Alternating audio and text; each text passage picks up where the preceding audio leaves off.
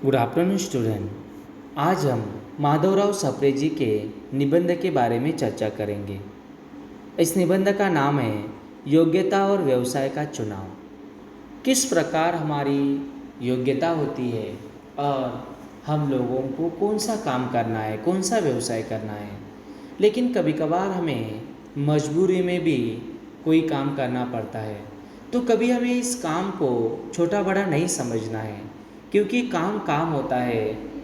Work is worship, काम ही पूजा है। उस प्रकार से अपना जो भी हम काम करते हैं वो काम हमें मन लगा के करना चाहिए। देखिए, प्रत्येक मनुष्य के लिए किसी न किसी व्यवसाय, रोजगार, धंधे अथवा पेशे की आवश्यकता है और अपने लिए बुद्धिमत्तापूर्वक व्यवसाय चुनने में ही मनुष्य जीवन का सफल होना अवलंबित है।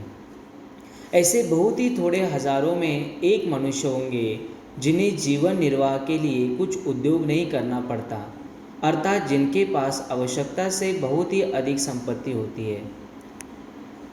यहाँ पर देखिए, उन्होंने बात कही है माधवराव सप्रे जी ने कि इंसान को अपना जीवन निर्वाह करने के लिए कुछ न कुछ काम करना पड़ता है।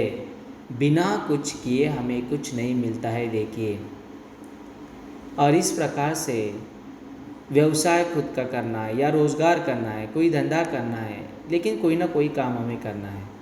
लेकिन ऐसे थोड़े थोड़े लोग होते हैं कि जिनके बाप दादा पिता आदि धन कमा के रखते हैं और वो सोचते हैं कि हम बैठ कर खाएंगे, लेकिन फिर भी उनके शरीर में क्या होता है, आलस्य आता है, आलसी बन जाते हैं।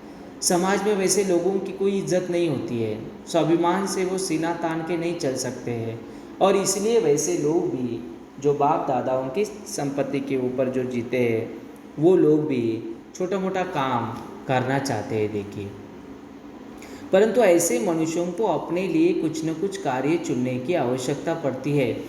इसका कारण यह है कि ऐसे मनुष्यों को उदर पूर्ति के लिए, उदर पेट के लिए कष्ट न उठाना पड़े, परंतु अपने जीवन को सुखमय बनाने के लिए तथा उसे आलस्य से बचाने के लिए इच्छा न होने पर भी कुछ काम करना ही पड़ता है। तात्पर्य यह है कि मनुष्य जीवन काम करने के लिए ही बनाया गया है और धनवान तथा धनहीन कोई भी मनुष्य इसे बच नहीं सकता। ये मनुष्य का जो जीवन है वो मेहनत करने के लिए बनाया गया है, और धनवान व्यक्ति और जिसके पास धन नहीं है वैसे व्यक्ति को भी काम करना पड़ता है। और जब हम ये काम करते हैं तब हमारे अंदर का जो आलस्य है वो दूर हो जाता है और हमारा स्वास्थ्य अच्छा रहता है। देखिए, यद्यपि इस बात की सत्यता निर्विवाद सिद्ध है कि प्रत्येक मनुष्य को कुछ न कुछ व्यवसाय का कार्य करना ही पड़ेगा, तथापि बहुत से युवकों को इस बात से डर और घृणा होती है।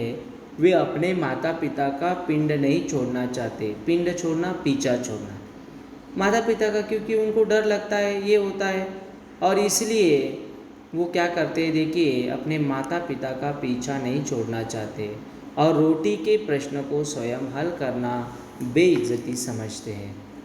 एक एक लोग ऐसे सोचते हैं कि अरे हम क्यों कमाएं, मेरे दादा, मेरे परदादा, मेरे पिताजी ने, मेरी माता पिता दोनों नौकरी करते हैं, मुझे धन क्यों कमाना है। लेकिन ऐसे लोगों को क्या होता है, देखिए, आगे जाकर बहुत समस्याएं आती है और फिर वो अपनी बेइज्जती समझते हैं, लेकिन फिर भी उनको काम करना पड़ता है। देखिए, परंतु उन्हें भी कभी न कभी जल्दी अथवा देरी से कुछ कार्यारंभ करना ही पड़ता है। इसलिए प्रत्येक युवक का जो संसार में प्रवेश करके विजय की कामना रखता हो, यह कर्तव्य है कि वह शीघ्र ही इस बात का निश्चय कर ले कि वह अपनी सारी शक्तियों को किस काम में लगाएगा। अनिश्चित अवस्था में रहकर विलंब करने और व्यर्थ समय खोने से कुछ लाभ न होगा। एक एक लोग व्यर्थ में अपना समय गंवाते हैं, क्योंकि कुछ काम नहीं करते। शीघ्र ही इस बात का उसको पता, शीघ्र मतलब जल्दी, जल्दी यदि आपको कुछ समझ में नहीं आया तो आगे जाकर पछतावा करना पड़ेगा, जीवन ऐसा ही व्यर्थ हो जाएगा। बहुत से मनुष्य सुख का अर्थ नहीं समझते, वे कार्य के अभाव अर्थात आलस्य के साथ समय बिताने को सुख का साधन समझते हैं। यह बड़ी भारी भूल है। कहा जाता है कि उद्योग रहित और कार्यहीन मनुष्य का मन शैतान का निवास स्थान होता है। खाली दिमाग शैतान का घर।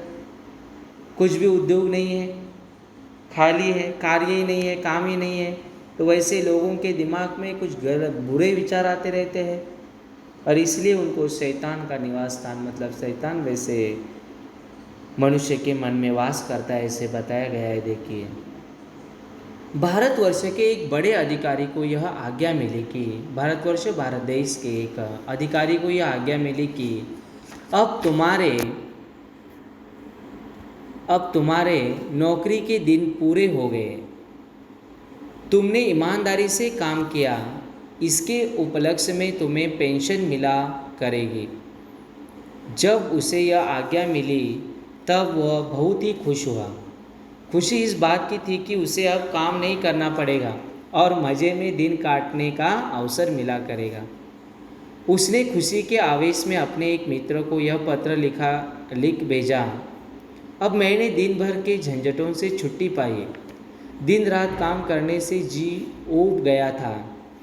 अब मुझे 10 गुनी तनख्वाह मिले तो भी मैं काम नहीं करूँगा।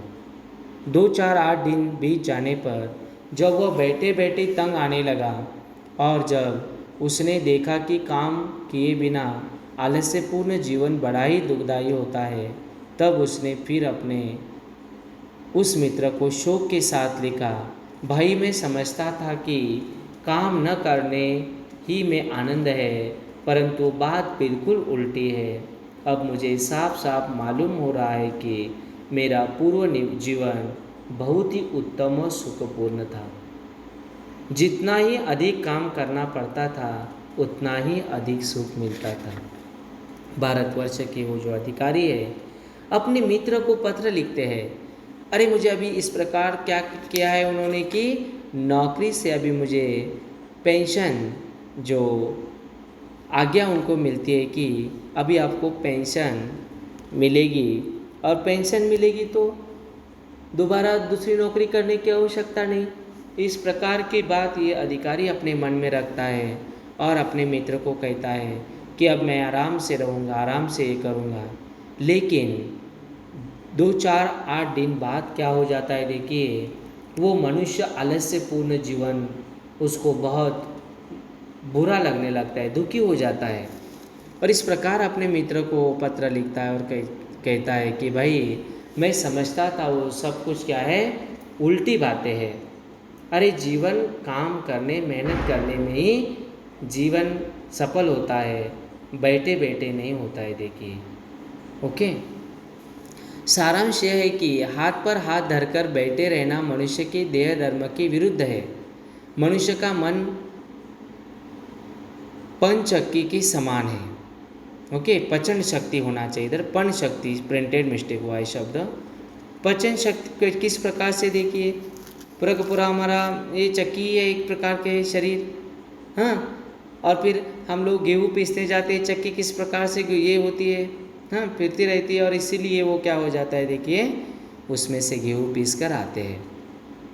और ये जीवन भी एक चक्की की तरह होता है। देखिए जब उसमें गेहूँ डालते जाओगे तब वह गेहूँ को पीसकर आटा बना देगी, परंतु जब उसमें गेहूँ न डालोगे तब वह स्वयं अपने आप को पीसकर शीन बना डालेगी।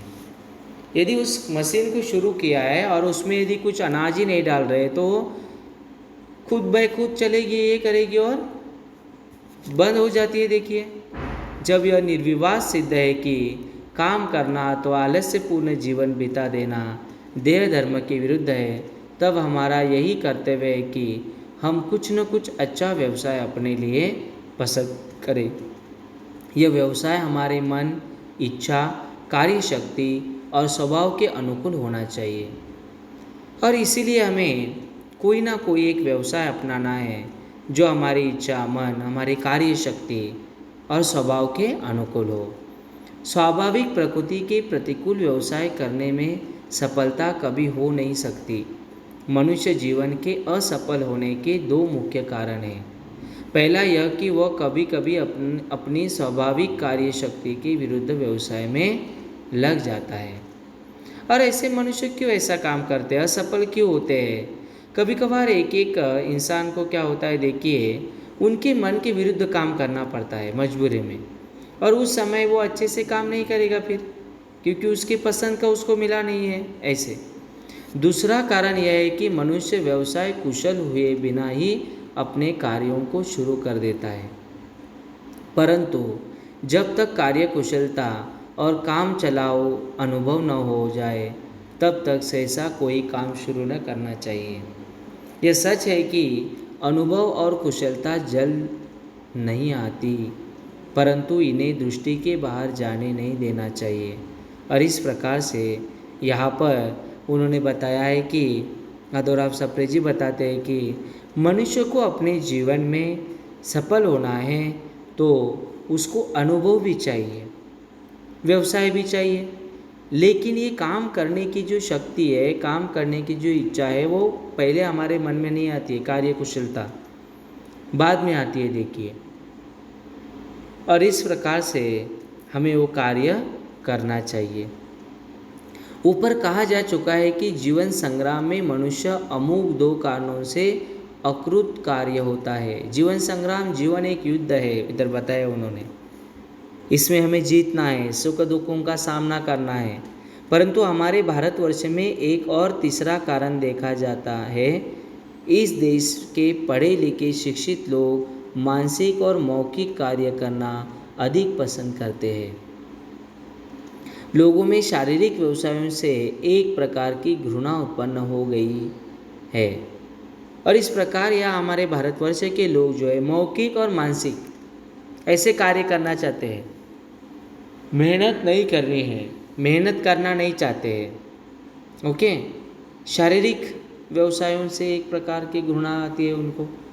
ऐसे अनेक उदाहरण देखने को मिलते हैं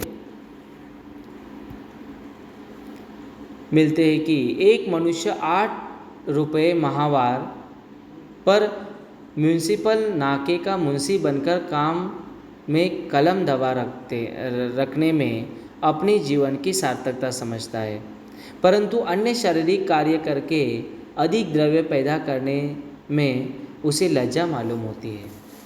अभी ये जो म्यूनिसिपल इसके जो काम करने वाले जो लोग होते हैं, वो नाके में उधर बैठते हैं, तो उनके मुंशी कारकुन जो बैठते हैं, क्लर्क जो बैठते हैं, वो क्या करते हैं, देखिए, कि अपने कान की इस तरफ में कलम लगाते हैं। कलम दबा रखने में ही अपनी क्या समझते, इज्जत समझते हैं।